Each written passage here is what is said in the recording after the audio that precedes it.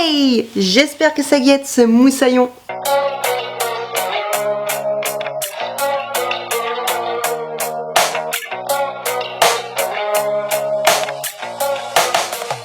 Aujourd'hui, je te retrouve pour un trait de cette bibliothèque. J'ai décidé de faire comme l'année dernière en me basant sur un tag que j'avais trouvé sur la chaîne de Clout. J'essaierai de te remettre la vidéo en question ainsi que la chaîne de Clout en barre d'infos. Ce tag comporte 10 questions, il est inspiré d'un tag, enfin il n'est pas inspiré mais il vient d'un tag américain. J'ai rajouté seulement 5 questions et une question bonus pour pouvoir justement y inclure tous les livres dont j'avais envie de me séparer parce que j'ai pas mal de livres qui sont venus, qui rentraient pas forcément dans des cases. Donc j'ai un petit peu repris les questions que j'avais faites l'année dernière. Nous allons commencer sans plus tarder, sinon ça va être assez long, et nous allons commencer avec la première question. Un livre que tu as noté très bas, et j'ai choisi 2 livres pour ce coup. Tout d'abord, Devenez l'acteur de votre vie de Don Miguel Ruiz et de Barbara Emrys, qui est l'une de ses disciples de ce que j'ai compris, et je n'ai pas du tout aimé. Je t'en ai parlé il me semble dans un bilan, mais je n'ai pas envie de garder des livres que je n'ai pas aimés. Donc au revoir à ce livre-ci, et également au revoir à ce livre Le secret de Madoka de Deme Kingyobashi, parce que en fait je sais pas, j'ai vraiment eu du mal, pas le sujet, parce qu'en soi le sujet ça pouvait m'intéresser parce qu'on parle de trans, non pas vraiment de transidentité, mais on parle de genre et de pas être en accord avec son genre, tu vois ce que je veux dire. Je sais pas, il y a un truc qui me dérange dedans, dans la manière dont c'est fait, je sais pas. Bref, c'est pas pour moi, en tout cas, pas le sujet, hein, mais ce manga là. Donc, je m'en sépare. On passe à la deuxième question. Un livre sur lequel tu as changé d'avis, et là également j'en ai choisi 2. Voilà. Plus on peut sortir de livres pour faire de la place de nouveaux livres, et il y a des livres qui nous rendent heureux, vraiment. Et plus, mieux c'est. Voilà, c'est ça que je voulais dire. Je me libère de ce livre-ci. Se libérer et guérir des blessures familiales, la psychogénéalogie de Juliette Allais. Je vais essayer de ne pas parler trop vite. Pourquoi je m'en sépare? Parce que j'ai appris que la psychogénéalogie c'était un peu du bullshit. J'ai pas envie de lire un livre dans lequel j'avais essayé de me plonger et où j'ai eu du mal à me plonger, et qui en plus parle de trucs et qui sont basés sur des pseudosciences. Moi ça ne m'intéresse pas. Et je me sépare également de Sitting Bull, héros de la résistance indienne de Farid Hammer. En fait je pensais bêtement que c'était un livre écrit par un descendant de Sitting Bull, ou du moins un Amérindien. Non, en fait c'est un spécialiste des États-Unis qui a écrit un livre sur Sitting Bull, en se passant beaucoup sur je crois la bataille de Wood Duckney ou quelque chose comme ceci. Rien à voir avec ce que je voulais lire. En plus j'ai lu des avis comme quoi c'est pas très positif, et les gens de ce qu'ils en disaient, ça me donnait pas envie de le lire. J'aurais peut-être dû lire les avis avant de l'acheter, mais bon voilà, j'ai aussi un peu acheté sur un coup de tête, et ça aurait pu rentrer sur dans la catégorie achat coup de tête, mais oui c'est totalement chiant. Troisième question, une série que tu ne continueras pas. J'en ai choisi plusieurs pour le coup. J'ai choisi les 2 premiers tomes de To Your Eternity. Je sais même pas, j'ai lu le tome 2. Je voulais absolument me mettre dedans, sauf que c'était pas mal. Genre là c'était pas mal, et puis d'un coup pouf ça change, et je sais pas, ça m'a pas donné forcément envie de lire la suite. Dans la même lignée, on a les 2 premiers tomes de l'Arcane de l'Aube. J'avais acheté le tome 2 en me disant je veux absolument finir cette série que je voulais commencer étant ado, et pouvoir lire tous les tomes, et si ça me plaît pas même au bout du 3e tome par exemple, moi j'aurai la série complète à revendre. Sauf que j'ai pas non plus envie de me forcer à faire des collections, à dépenser de l'argent dans des livres que je ne lirai peut-être jamais, juste pour me dire je vais revendre la série en entier, ça ne sert à rien. Donc je revends les 2 premiers tomes. C'est un manga qui n'est plus édité. Et dans la même lignée, alors je vais m'attirer des foudres, mais là je te demande de me convaincre. My Hero Academia, voilà. Je t'en ai parlé dans un bilan. My Hero Academia, j'ai eu du mal. J'ai lu le premier tome. Je pense que j'ai quand même lire le tome 2 et le tome 3 avant de vraiment m'en séparer pour me faire un avis. Mais je pense que je m'en séparerai. Voilà. Et si vraiment je vois qu'au tome 2 j'ai vraiment du mal, je vais pas me forcer. On passe à la 4e question. Un livre que tu n'as pas fini. J'en ai choisi un du coup. Il s'agit des 4 accords Toltec de Don Miguel Ruiz. J'avais commencé à le lire, j'avais eu du mal à me plonger dedans parce que je trouvais assez complexe. Et je sais que ce livre a parlé à beaucoup de personnes, c'est pour ça que j'ai longtemps hésité à m'en séparer pendant des années. Mais je ne le lis pas finalement, je ne le lis pas, je n'ai jamais repris ma lecture. Et comme devenez l'acteur de votre vie, ça m'a pas intéressé. Je sais que beaucoup jettent des louanges à Don Miguel Ruiz et disent ah ce livre a changé ma vie. Mais je pense que t'as pas besoin d'avoir lu le même livre que tout le monde pour que ta vie à toi elle change et lis les livres qui te parlent à toi et qui font écho. Donc si ce livre-ci ne fait pas écho, je ne le garde pas. Je pense que c'est plutôt une bonne chose. On va passer à la 5e question. Oui, j'enchaîne un petit peu. Un livre que tu as en plusieurs exemplaires et j'ai choisi du coup 2 livres. Tout d'abord, j'ai choisi La caverne de glace noire de G.V. Chance, tout simplement parce que ma moitié a déjà le premier tome et je lui ai acheté en fait les 2 tomes qui lui manquaient, les 2 ou 3 tomes qui lui manquaient, je ne sais plus combien il y a de tomes en tout. Et forcément, c'était plus avantageux et plus simple et pratique d'acheter la série complète et du coup j'ai un tome 1 en 2 exemplaires à lire. Ma moitié a beaucoup aimé, donc du coup je me sépare de ce tome là parce que ça ne sert à rien d'avoir 2 fois le tome 1. A savoir que la plupart des livres dont je me sépare seront à vendre sur mon Vinted, ils sont en bon état. Ceux qui sont pas en très bon état ou que je peux pas forcément vendre, ça ira soit en don, soit si on est en état très déplorable dans une boîte à livres, sait-on jamais, ça peut toujours servir. Je me sépare également de Blue Flag de Kaito aux éditions Kurokawa. J'ai beaucoup aimé ce manga, je t'en ai parlé, mais j'ai le coffret avec les 3 premiers tomes, du coup ça me sert à rien d'avoir 2 fois le tome 1. On passe il me semble à la 6e question. Un livre que tu ne vas vraiment jamais lire et j'ai choisi Bob An Ordinary Cat qui est en fait une sorte de suite, enfin c'est pas vraiment une suite. En fait il faut savoir que le premier livre c'est Un chat des rues nommé Bob en français, donc Cat Street Named Bob en anglais. Et c'est l'histoire en fait d'un sans-abri qui reconstruit sa vie et rencontre un chat qui va l'aider à reconstruire sa vie et ils vont s'aider mutuellement finalement. Et ça c'est d'autres histoires en fait de son chat parce que c'est des personnes qui existent vraiment, James Bowen existe vraiment et Bob existait vraiment, paix à son âme. Mais le problème c'est que c'est un livre que j'ai ramené de voyage, il est en anglais. Forcément je l'ai acheté en Angleterre et c'est des livres que tu ne trouves pas en français hein. Le principal tu le trouves en français, celui-ci tu ne trouveras pas en français, ça a été édité qu'en anglais. Et le problème c'est que je ne suis pas très bonne bilingue, donc je ne comprends pas tout, j'ai essayé, c'est compliqué pour moi et surtout ça me rappelle de mauvais souvenirs de voyage, donc autant d'informations négatives me dit ne garde pas ce livre, tu vois. 7e question. Un livre que tu as acheté à cause de la hype.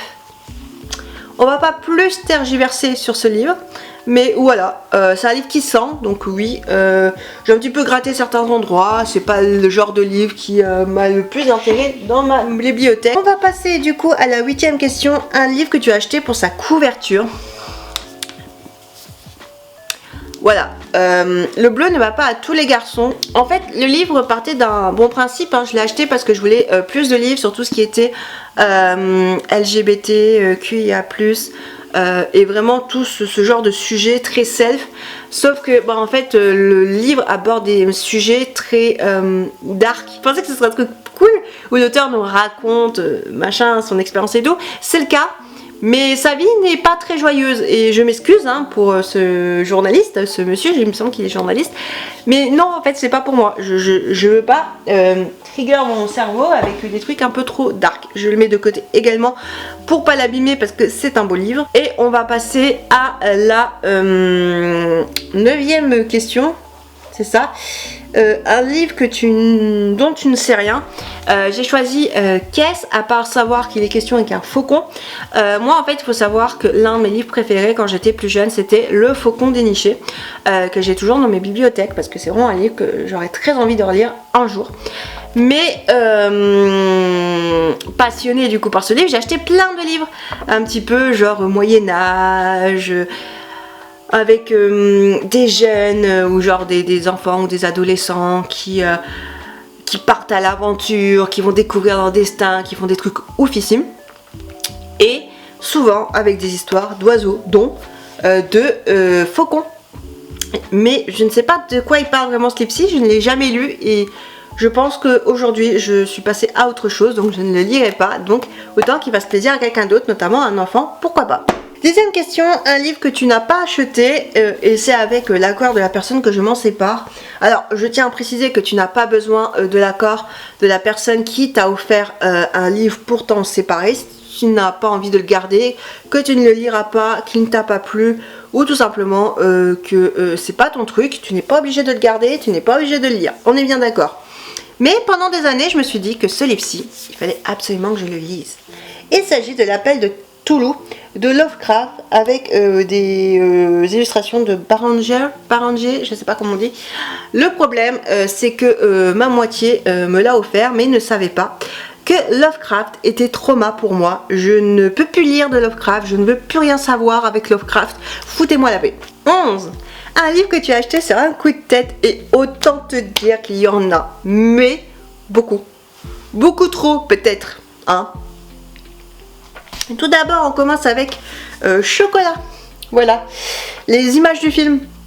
Pardon, c'est un très bon livre des éditions Bayard sur le film Chocolat avec Omar Sy que j'avais beaucoup aimé. Et je m'étais dit, bah pourquoi pas prendre le livre sur le film. Par contre, c'est vraiment de l'achat compulsif parce que jamais de ma vie je ne vais lire ça. Il faut bien qu'on se mette d'accord au bout d'un moment. Dans le même principe, j'avais acheté dans le bon sens, ça serait mieux.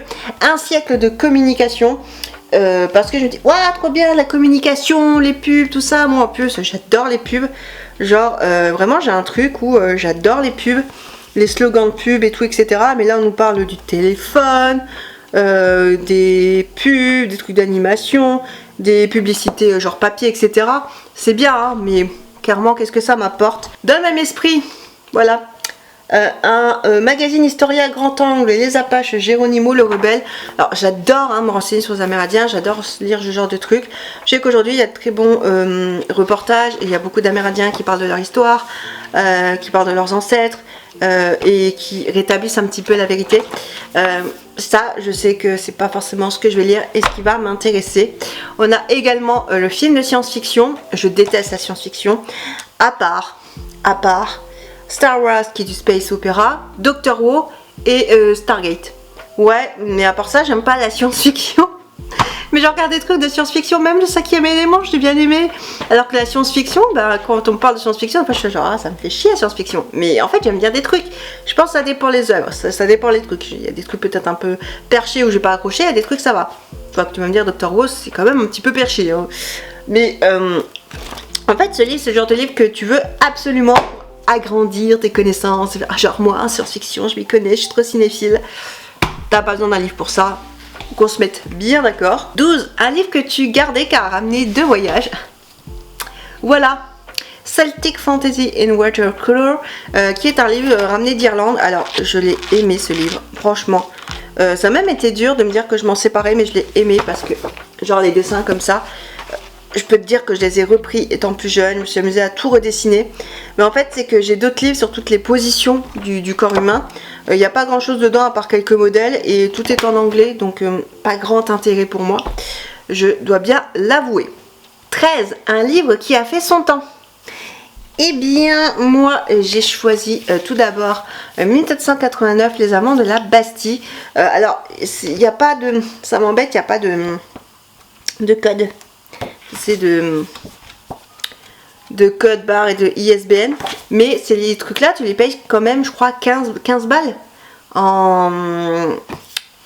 en concert, enfin, quand tu vas voir les comédies musicales. Voilà, acheté quand j'étais voir la comédie musicale Les Amants de la Bastille, que j'ai beaucoup aimé, mais ce livre-ci il traîne et à part feuilleter de temps en temps en disant je m'en sépare ou je m'en sépare pas. Ah mais trop bien, il y a des super infos sur des super comédiens et tout. Donc je vais pas plus me renseigner que le livre sur eux. Donc à quoi ça sert?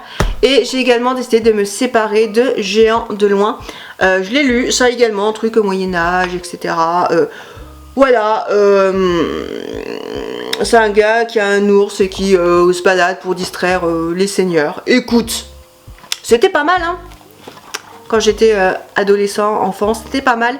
mais clairement je ne vais pas garder ce genre de livre. On va passer à la 14e question, un livre dont tu n'osais pas te séparer, et j'ai choisi pas mal de livres encore une fois puisque nous sommes sur 5 livres dont en fait 4 livres qui vont par paire. Bon, bref, tu m'as compris. Tout d'abord, comment voyager seule quand on est petite blonde et aventureuse, et comment voyager dans le Grand Nord quand on est petite blonde et aventureuse de Katia Astafiev.